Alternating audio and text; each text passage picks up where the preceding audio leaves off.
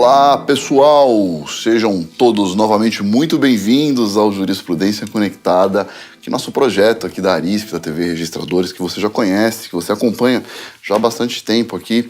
Mais uma vez, é um prazer enorme estar presente aqui, poder ter esse contato, né, com vocês, que sempre traz aí uma repercussão bacana. Depois a gente acaba continuando, conversando a respeito disso aí na internet, nas redes sociais.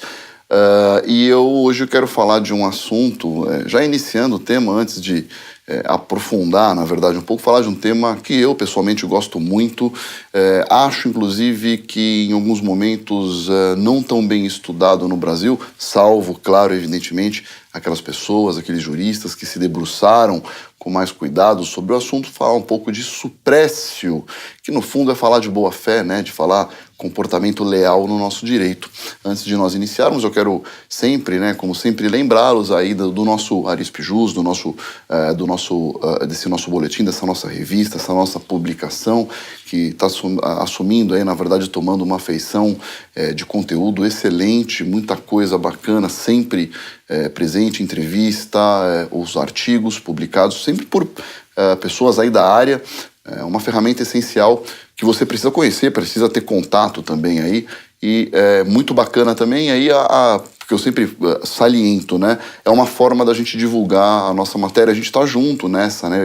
Parece chato, eu fico chato apregoando, né, isso, mas na verdade é uma questão, é um desejo íntimo meu de nós conseguirmos alavancar o estudo do direito registrário. A gente precisa, é uma matéria importante, é uma matéria que com o direito civil se complementam ambas aí, os dois lados da mesma moeda. A gente precisa alavancar isso, e essa é uma grande ferramenta que aqui a nossa Arisp criou. Então, importante demais essa participação de vocês. Peço também que compartilhem aqui a nossa transmissão, o nosso Jurisprudência, para que a gente consiga alcançar cada vez mais um número maior aí de pessoas com a mesma finalidade, né? Às vezes parece assim, o Ralfo quer divulgar ele mesmo. Não, é muito pelo contrário, não é isso não. É divulgar a matéria, é divulgar o nosso trabalho aqui, porque no Brasil são pequenas ilhas que acabam estudando e fomentando o direito registrário, e é um sonho que eu tenho, e sempre, né, uma pessoa que sempre gostou da área, não só por ser juiz de vara de registros, mas para nós transformarmos isso, transformar numa matéria de ponta em referência, né, e não ficar como aquela matéria que você só estuda porque de vez em quando aparece um ponto que você precisa. Não, a gente tem que estudar uma matéria, uma cadeira extremamente essencial, e é justamente isso que eu tanto apregoo aqui para vocês, tá bom? Pessoal, vamos falar hoje de suprécio. E é uma matéria que, de certa forma, muitas vezes me incomoda, porque você acaba ouvindo uma pessoa aqui, outra ali, falar, suprécio é isso, suprécio é aquilo, e você percebe que as pessoas às vezes falam como se elas fossem exímias conhecedoras do assunto, porque elas ouviram alguém falar de alguém que também falou e de alguém que repetiu, e aí ficou uma ideia assim, né? Quando normalmente a pessoa ela acaba misturando os institutos, as figuras, e falando de maneira equivocada, tratando do assunto de uma maneira equivocada. E o que eu quero tentar arredondar com vocês hoje é verificar, como a gente está aqui no nosso Jurisprudência, verificar o entendimento do STJ e como o STJ já aplicou a suprécio, e ao mesmo tempo mostrar a suprécio como ela pode se aplicar no direito imobiliário também. Tá? E eu vou então alertando vocês daqueles pontos. Eu quero inclusive falar um pouco a respeito dela. Lógico, aqui o nosso tempo, o nosso objetivo é sempre trazer, comentar a jurisprudência como pano de fundo, mas eu vou precisar trazer alguns elementos essenciais sobre o Instituto para você, mas sem também poder aprofundar demais por conta do nosso formato. Tá certo? Mas eu tenho certeza que vai contribuir, você vai compreender de uma maneira diferente a suprécio a partir de hoje, tá? Já vou pedir então para nós avançarmos aqui um primeiro slidezinho, e para começar fazendo uma observação que é a seguinte: nós temos, por força da professora Judite Martins Costa, que é uma grande jurista, uma das maiores pensadoras aqui no Brasil. Nós temos, e ela escreve, né, Boa-Fé no Direito Privado, e você sabe que ela traz muitas lições do professor Antônio Menezes Cordeiro, que também escreveu um livro sensacional, fabuloso em Portugal a respeito do assunto. Existe uma tendência muito grande, e este já é o primeiro equívoco das pessoas que repetem sem ler o que foi escrito, uma tendência muito grande de falar, isso nós trouxemos do direito português. Olha, eu preciso corrigir esse erro para você e dizer o seguinte: nós não trouxemos do direito português, não. O direito português, por sua vez, já adaptou do direito germânico, do direito alemão. O direito alemão tem uma figura que é a Verwirkung, que é o instituto que, para nós traduzirmos numa expressão em português de maneira bem literal, essa Verwirkung é algo que se chama de perda. Tá? Imagina comigo a palavra perda. Então nós temos no direito alemão, até coloquei aqui as expressões, a Verwirkung e a Vertrauen do direito alemão é que acabam respaldando o entendimento a respeito da suppressio.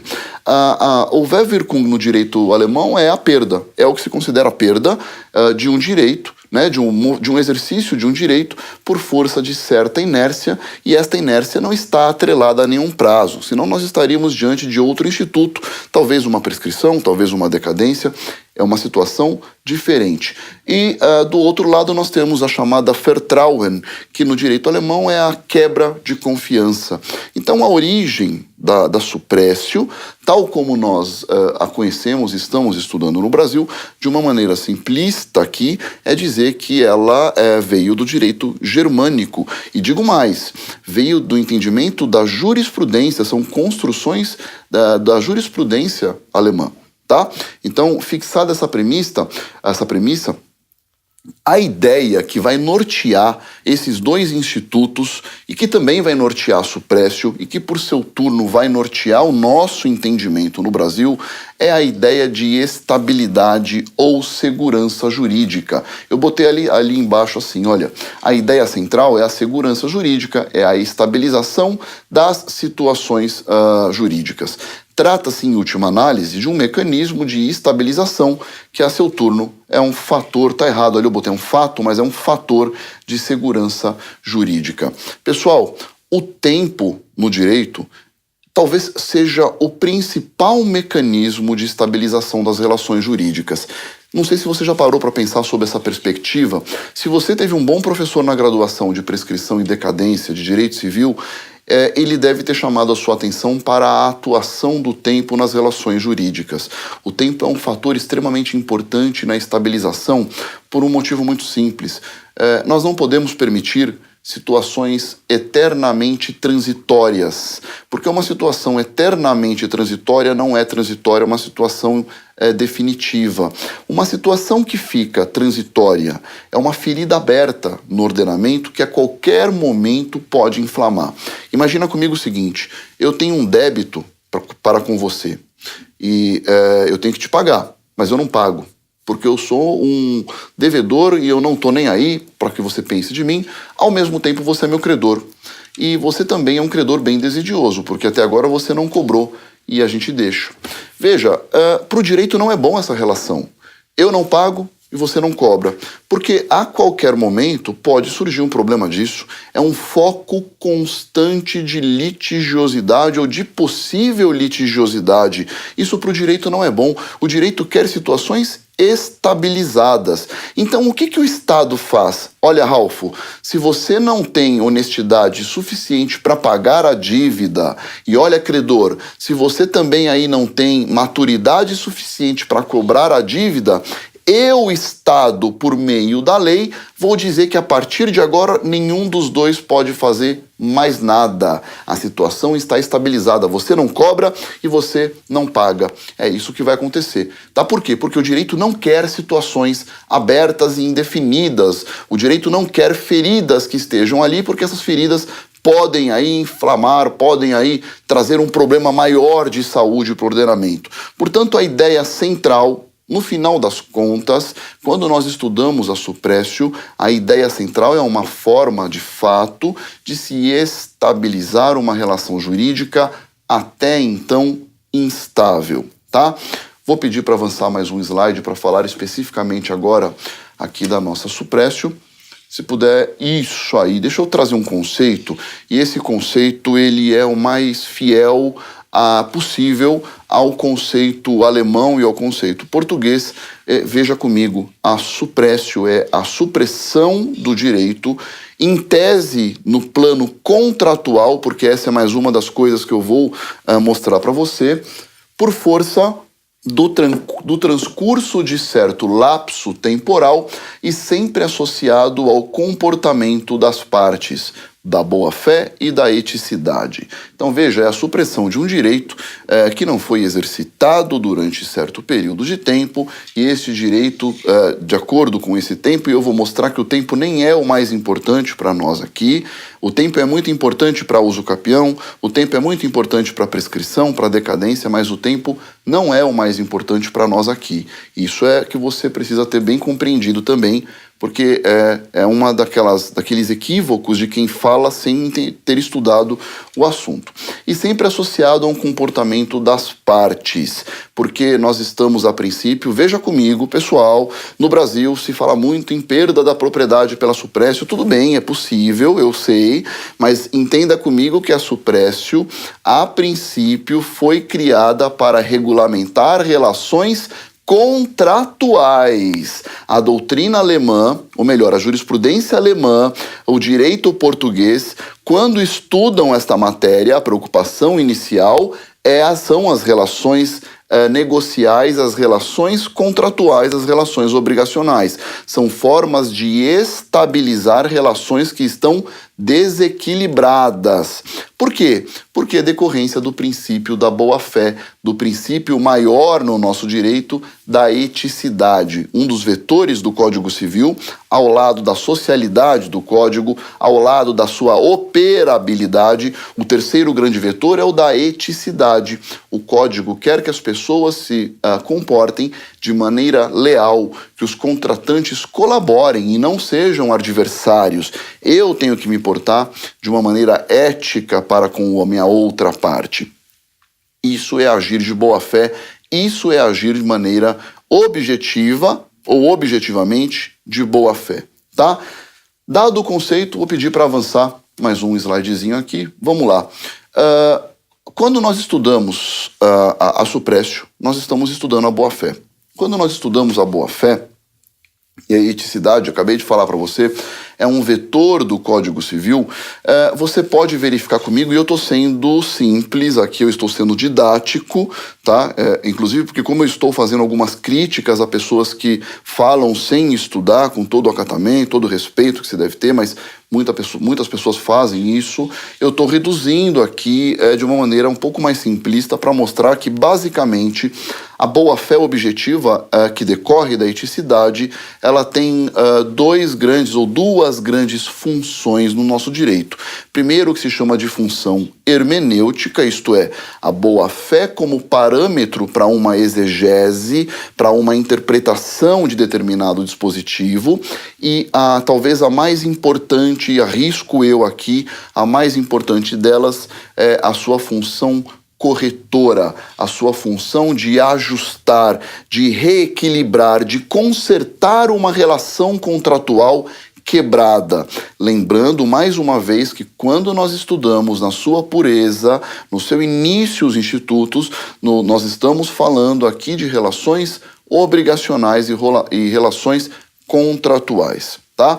Mudei de câmera, vou pedir também para mudar aqui de slide. Quando nós falamos na função corretora, e é justamente o momento da suppressio, quando nós estudamos a suppressio, nós estamos analisando a função corretora da nossa boa-fé objetiva. Você vai encontrar outras figuras. São outras figuras que nós também estudamos dentro dessa função corretora. Veja, a boa-fé objetiva ela é fundamento não apenas da suppressio, mas do nosso venire contra factum proprium, do nemo auditur propriam turpitudinem allegans, que ninguém pode alegar a própria torpeza, do TUCOC, que também é um outro instituto que deriva da boa-fé, e da exceptio non ad implet contractus, a exceção de contrato não cumprido. Neste rol, a gente encarta também a suprécio ou a supressão do direito, tá? Só para localizá-los e mostrar onde nós estamos aqui.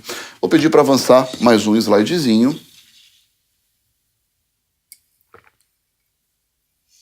Enquanto eu tomo a minha água. Olha só. Estou chamando muito a atenção para isso, pessoal, muito mesmo. Olha só, campo original de aplicação. A suprécio, tal como originalmente tratada, aplica-se às relações obrigacionais. Mas aí eu coloco embaixo para você. Como é que nós vamos conseguir fazer aqui uma transposição de aplicação? Quer dizer, como é que, se eu estou dizendo para você, nós temos um primeiro problema, né? Se a suprécio ela é aplicada ao campo contratual, como é que eu posso falar então agora em aplicá-la a relações de direito real? Porque o que a relação de direito real e a relação de direito obrigacional têm em comum é que ambas são relações patrimoniais. Mas as similitudes param por aí. Porque uma relação de direito obrigacional é uma coisa, uma relação de direito real é uma situação muito mais musculosa, muito mais forte, muito mais estruturada do que a relação obrigacional, como nós sabemos. A minha resposta para você está justamente nessa consideração aqui. O Instituto da Suprécio, ele tem como fundamento a necessidade de nós consolidarmos no tempo certas situações. Porque no frigir dos ovos, me permitam aqui ser muito coloquial, a gente com isso está atendendo os imperativos de segurança jurídica e de reconhecer a aplicação às outras áreas, até em direito de família, como já fez o STJ. Deixa eu tentar explicar de uma forma mais simples. A partir do momento em que você verifica comigo que a suprécio, ela é um instrumento calcada no fator estabilização, portanto, como mecanismo de você estabilizar relações que estão instáveis, você deve deixar vazar a sua aplicação para outras áreas do direito, inclusive para o direito de família. Eu vou falar agora disso. O STJ já reconheceu em um caso famoso, um caso muito interessante, que você deve conhecer e deve estudar. Trouxe alguns trechos aqui, trouxe a emenda completa, para mostrar como nós aqui no Brasil já fizemos essa transposição. Nós já conseguimos sair do direito obrigacional, chegar no direito real para aplicar suprécio e mais, aplicar no direito de família. Veja comigo, próximo slide, por favor. Olha só, é o que eu já adianto para você, é o que nós chamamos do caso do registro de Anitta. Esse caso é o recurso especial, esse é o primeiro julgado que eu trago hoje, é o recurso especial 108.7163 do Rio de Janeiro, relatado, de 2011, relatado pela ministra Fátima Nancy Andrighi, e ele aplicou para o direito de família a ideia de suprécio. Eu vou resumir o caso e depois eu analiso com vocês aqui no nosso PowerPoint, no nosso quadrinho, o slide. Veja, o caso foi mais ou menos o seguinte, lá do Rio de Janeiro. Um casal, casados, né, já em matrimônio, a mulher tinha um amante e ela engravidou. Ela engravidou, deu à luz, por força da presunção de paternidade decorrente do casamento, ela não contou evidentemente nada para o marido registrou como se pai fosse a criança que era a princípio do amante da mulher. E o tempo passou, ninguém sabia de nada. Em determinado momento, a mãe acabou contando para o amante que o filho provavelmente era dele. Ele faz o exame e constata que, de fato, ele, amante, era o pai da criança. O marido, coitado, até agora não sabia de nada, né? Mas ele era o pai. Virou, portanto, pai socioafetivo e pai registrário daquela criança. O pai biológico, então, fica sabendo daquilo e, num primeiro momento, não faz nada. Deixa aí passar 3 anos. Depois de 3 anos, o pai biológico, resolve alterar o registro. E aí, depois de 3 anos, ele entra com uma ação de registro. Quando o Tribunal do Rio de Janeiro determinou a alteração do registro com base na paternidade biológica, o pai socioafetivo, e foi somente neste momento que ele tomou conhecimento, ele naquele momento se insurgiu e falou: não quero. A filha é minha, eu criei, eu sou o pai socioafetivo e eu sou o pai registrário, não aceito a alteração do registro. Bom, o caso chegou no STJ e o STJ, de maneira perfeita, o STJ considerou que o registro não podia ser alterado. E para chegar a essa conclusão, foram estudados todos os elementos com base na boa-fé. Como é que se comportou a mãe? Como é que se comportou o pai socioafetivo e como que se portou o pai biológico. E a consideração final, em resumo para você, para não me alongar, foi de que a conduta do pai socioafetivo em todos os momentos foi de boa-fé subjetiva, pela crença que ele tinha na paternidade, e mesmo de boa-fé objetiva, porque no momento em que ele teve conhecimento de que não era o pai, ele lutou para continuar sendo, ao passo em que a mãe, com um comportamento absolutamente deplorável, evidentemente, causou, inclusive isso é dito no acórdão, causou todo este problema, e o comportamento do pai biológico foi um comportamento que quebra a boa-fé objetiva.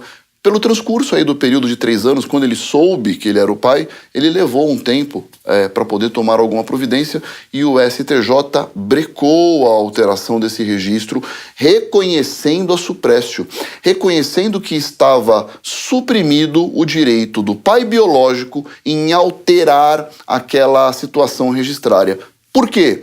Porque, somados à sua conduta, à conduta da outra parte, ele criou a expectativa no pai registrário de que nada seria feito. O comportamento dele acaba colocando nas outras partes, na pessoa registrada, na própria Anitta, que era registrada, colocando aquela expectativa de que nada seria feito. Então ele quebra a confiança e a quebra de confiança gera a supressão do seu direito. Vamos analisar um pouco aqui como foi julgado, é uma ementa um pouco longa, mas vamos lá. Vou começar do número 1 porque é o que importa pra gente. A paternidade biológica não tem o condão de vincular inexoravelmente a filiação, apesar de ter peso específico ponderável ante o liame genético para definir questões relativas à filiação. Então, além de todo o aspecto da suprécio, esse é um caso muito interessante por conta dessa discussão a respeito do contraste entre paternidade biológica e paternidade socioafetiva. Avança para mim, por favor, mais um. Olha lá, número 2. Continua na ementa comigo. Pressupõe, no entanto, para a sua prevalência da concorrência de elementos imateriais que efetivamente demonstram a ação volitiva do genitor em tomar posse da condição de pai ou mãe. A filiação socioafetiva, por seu turno, ainda que despida de ascendência genética, constitui uma relação de fato que deve ser reconhecida e amparada juridicamente. Isto porque a parentalidade que nasce de uma decisão espontânea, frise-se, arrimada em boa fé, deve ter guarida no direito de família. Pode avançar de novo, por favor? Número 4. Nas relações familiares, o princípio da boa-fé objetiva deve ser observado e visto sob suas funções integrativas e limitadoras, traduzidas pela figura do venire contra factum proprium, proibição de comportamento contraditório, que exige coerência comportamental daqueles que buscam a tutela jurisdicional para a solução de conflitos no âmbito do direito de família. Na hipótese, a evidente má-fé da genitora e a incúria do recorrido, que conscientemente deixou de agir para tornar pública sua condição de pai biológico e quiçá buscar a construção da necessária paternidade socioafetiva, toma-lhes o direito de se insurgir enquanto os fatos consolidados. Olha, o STJ aqui reconheceu isso. Essa má-fé presente na conduta dos interessados aqui tira o direito deles poderem se insurgir contra os fatos consolidados. É o reconhecimento, de fato, da suprécio por força do comportamento contraditório. Tem mais um slidezinho, se puder avançar, são os que terminam aqui o acórdão. A omissão do recorrido, que no caso é o pai biológico, que contribuiu decisivamente para a perpetuação do engodo urdido pela mãe, atrai o entendimento de que a ninguém é dado alegar a própria torpeza em seu proveito, nemo auditur propriam turpitude nem alegans, e faz fenecer a sua legitimidade para pleitear o direito de buscar a alteração no registro de nascimento de sua filha biológica. Portanto, pessoal, o STJ reconhece, eu trouxe a ementa no voto A, aqui não houve a utilização da expressão suprécio, no corpo do voto A, vocês vão encontrar lá, mas nem precisa, porque basta você verificar a fundamentação, né, o comportamento contraditório aliado à inação da parte durante certo período, a criar na outra parte a expectativa de que um direito não mais seria exercido, isso faz com que a pessoa perca o direito de tomar alguma providência. Se puder avançar para mim, mais um para nós analisarmos agora à luz disso tudo, mostrar para vocês os pressupostos. Vamos tentar aqui alinhavar os pressupostos da suprécio. Primeiro pressuposto é a inércia do titular de um direito em exercê-lo. Nesse sentido, é de se reconhecer a suprécio como uma das modalidades de rejeição ao comportamento deslealmente contraditório no curso de uma relação jurídica, mas neste caso surge do não uso de um direito ou faculdade. Quer dizer, a suprécio ela é a inércia de um titular, mas é uma inércia que vai incutir essa crença numa outra parte de que um direito não mais seria exercido. A suprécio, olha o que eu vou dizer para vocês, ela não deixa de ser um venire contra factum proprium. Só que no venire são posições positivas, são comportamentos ativos que demonstram um comportamento que se choca com um comportamento anterior. Na suprécio, você tem também comportamento contraditório, mas eu estou nessa aqui.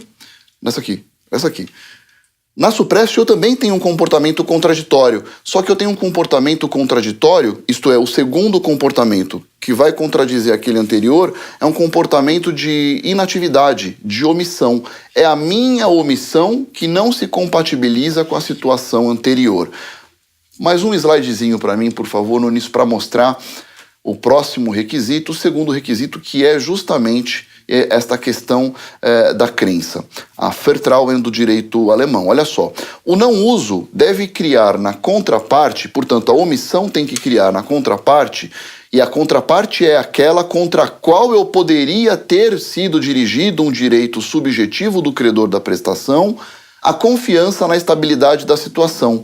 É o elemento subjetivo. Eu estou dizendo para você o seguinte, eu podia cobrar de você um determinado débito e não fiz. E criei no teu espírito a expectativa de que eu não mais atuaria. Se eu não fiz isso, criei essa expectativa e estiver quebrando a boa-fé objetiva, eu não mais vou poder fazer. A suprécio, aliás, tecnicamente, a suprécio não faz você perder esse direito, viu? Na verdade, tecnicamente, a suprécio vai obstar o exercício do direito. É diferente. Terceiro pressuposto, se puder avançar, mais um aqui para nós. Vamos lá. Terceiro pressuposto é o transcurso de razoável período de tempo desde o estabelecimento de certa situação jurídica sem o exercício daquele direito. E eu já chamei a sua atenção de que para a suprécio, este período razoável, ele é apurável de acordo com o caso concreto e com o direito envolvido. E nem é o mais importante, viu, pessoal? Aqui o prazo em si, o tempo em si não é o mais importante. Eu botei ali embaixo. O prazo, entretanto, nem é o mais importante para haver Wirkung, mas é sim a quebra da confiança, né? Sim a quebra da crença de que você não mais atuaria, a Vertrauen do direito alemão, que eu não mais atuaria em certo sentido. Agora eu analiso um caso específico de direito imobiliário para vocês verem, aplicando aqui mais uma vez o entendimento do STJ. Se puder avançar, mais um slidezinho, vocês vão ver aqui como é que ficou. Esse é um caso interessante também. Isso. Esse aqui a gente chama de caso, eu estou utilizando os nomes que a professora Judite Martins Costa utilizou, tanto o caso do registro de Anitta, quanto o caso do corredor não utilizado. Não são nomes meus, são nomes que a professora Judite, aí por uma questão de lealdade minha, o nome que ela utiliza e parece muito adequado. Agora eu analiso um caso ainda mais antigo, o caso do corredor não utilizado. É o recurso especial 214-680, aqui de São Paulo, quarta turma, ministro Rui Rosado de Aguiar. Foi um grande ministro do STJ, estudioso da matéria. Veja que ele já utilizou, aplicou a suprécio em 99. Portanto, muito antes de estar na moda falar de suprécio, o ministro Rui Rosado já vinha com isso. Agora veja lá a ementazinha deste caso. Condomínio, área comum. prescrição, boa-fé. Era uma área destinada a corredor que perdeu a sua finalidade com a alteração do projeto e veio a ser ocupada com exclusividade por alguns condôminos com a concordância dos demais. Consolidada a situação há mais de 20 anos sobre área não indispensável à existência do condomínio, é de ser mantido o statu quo. A aplicação do princípio da boa-fé supresse o recurso conhecido e provido. A ementa é bem curta, eu acabei não trazendo trechos maiores para não me alongar, mas eu explico para você. O projeto original desse condomínio edilício fazia lá tinha como uma área comum um certo corredor. Houve posteriormente uma alteração nesse projeto, com a concordância de todos, e este corredor ficou largado e ele estava contíguo a certas unidades autônomas, e essas unidades inclusive incorporaram no registro essa alteração, esse uso, porque acabou virando uma área de uso exclusivo de cada uma delas. Tá? Muito embora no projeto original isso aí tenha sido previsto como área comum. 20 anos depois, uma condômina vem lá e questiona a matéria. O STJ entendeu que essa inatividade durante tanto tempo, né, a falta de ataque durante certo período de tempo, acabou colocando a crença, incutindo a crença nos condôminos que usavam o corredor, e veja, a ementa deixou bem claro que o corredor não era indispensável ao condomínio, aos outros condôminos, a crença de que ninguém mais tomaria nenhuma providência. A aplicação clara, genuína aqui da Supressio. Tem um caso interessante, deixo até consignado que o meu tio, o Rafael de Barros Monteiro, à época era ministro, julgou também, participou aqui, embora o relator tenha sido o ministro Rui Rosado, é um caso emblemático do STJ também a respeito disso. Pessoal, agora para nós finalizarmos, eu vou, na verdade, deixar uma provocação para vocês aqui. Se puder, já até passou. Olha só. A gente fala muito do artigo 1228, parágrafo 4º, e ele está redigido assim quando ele fala do direito de propriedade. O proprietário também pode ser privado da coisa se o imóvel reivindicado consistir em extensa área, na posse ininterrupta e de boa-fé por mais de 5 anos de considerável número de pessoas, e estas nela houverem realizado em conjunto ou separadamente obras e serviços considerados pelo juiz de interesse social e econômico relevante. E a gente discute bastante isso, quem é da área discute qual é a natureza desse instituto. É uma desapropriação judicial? É uma alienação compulsória? E eu não estou manifestando a minha opinião porque eu mesmo já oscilei de entendimento aqui. Mas a minha provocação que eu deixo para que nós, inclusive se for o caso, num próximo encontro possamos aí debater com mais cuidado, mas eu deixo aqui a pergunta para você. O 1228, parágrafo 4º, não seria uma hipótese de aplicação da Supressio? Né? Vamos pensar a respeito disso, tá?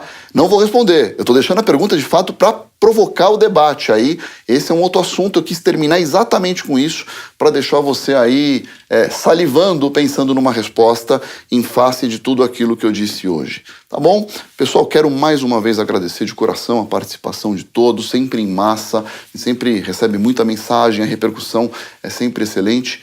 Muito obrigado por tudo, quero já lembrá-los do nosso Arispe, quero pedir para compartilhar o nosso vídeo e a gente continua, escreva para nós, vamos participar, vamos caminhar junto aí nessa empreitada de fomentar o estudo do direito registrário, tá bom? Um grande abraço a todos, muito obrigado.